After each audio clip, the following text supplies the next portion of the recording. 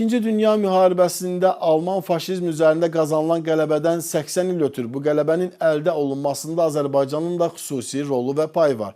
Cəbhəyə 600 mindən çox övladını yola salan xalqımızın müharibə illərində istər ön cəbhədə, istərsə də arxa cəbhədə göstərdiyi fədakarlıq 20-ci əsrin qəhrəmanlıq salnaməsinə qızıl hərflərlə yazılıb.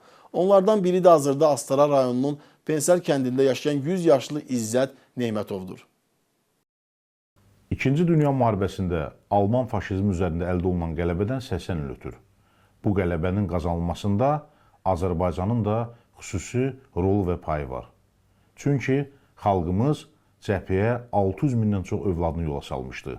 Bunlardan biri də Astaranın Pensər kənd sakini İzzət Nəhmətov idi.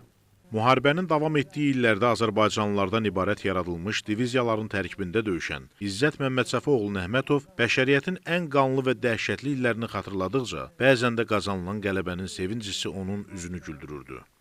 Artıq şanlı tarixdən 80 il ötür. Asan deyil, 100 yaşlı döyüşçü üçün o illəri olduğu kimi xatırlamaq. İzzət baba deyir ki, 1943-cü ilin sentyabrında indiki Vladikavkaz şəhərinə əskər aparılıb.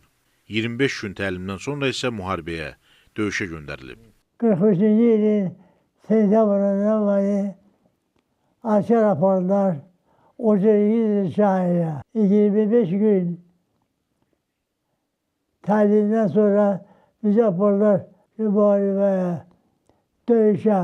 Azərbaycanın cəsur oğul və qızları 2-ci Dünya müharibəsinin bütün cəbhələrində vuruşaraq böyük hünər və qəhrəmanlıqlar göstərirdilər. Minlərlə igid həmvətənlimiz kimi İzzət Nəhmətov da Belarus Respublikasının faşistlərdən azad olunmasında iştirak edib. Onun 1943-cü ildə başlanan döyüş yolu Smolensk vilayətində davam edib. Bir çox döyüşlərdə qəhrəmanlığı ilə fərqlənib, lakin 1944-cü ildə ağır döyüş əməliyyatlarında yaralanıb və xəstəxanaya aparılıb. İzzət Nəhmətovun döyüş yolu Smolenskdən başlayır. Bir çox şiddətli döyüşlərdə və əməliyyatlarda iştirak edən həmyerlimizin sonuncu döyüşü Belarusiyada noyabr ayının 26-sında olur və bundan sonra İzzət bir də cəbhəyə qayıtmır. Bir yoldaşım vardı, Sniper onu vurdu. Germanya'nın sniperi onu vurdu. Dedim orada Akufka gaz makineler, Köllü Dağı'da. Dedi daha kazmış halde. Bir daha orada kazabiliyor ama kolları bağırıyor. O döşeden vurdu.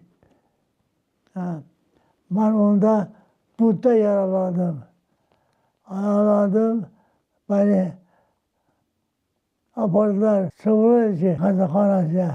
İkinci Dünya müharibəsinin iştirakçısı Alman faşizmi üzərində qazandıqları qələbədən qürurla söz açırdı. 100 yaşlı veteran deyir ki, bu qələbənin əldə olunmasında Azərbaycanın igid övladları qəhrəmanlıqlar nümayiş etdiriblər. Onların davamçıları isə erməni faşizmini məhv etdilər. Torpaqlarımızı yağı düşmənin tapdağı altında qoymadılar. İkinci Qarabağ müharibəsində 44 günə Ermənistan ordusunu diz çöktürən gənc əskər və zabitlərimiz əbədi və əzəli torpaqlarımızı düşməndən azad etməklə qəhrəman xalq olduğumuzu bir daha bütün dünyaya sübut etdilər. İkinci Dünya müharibəsində 5612 astaralı iştirak edib.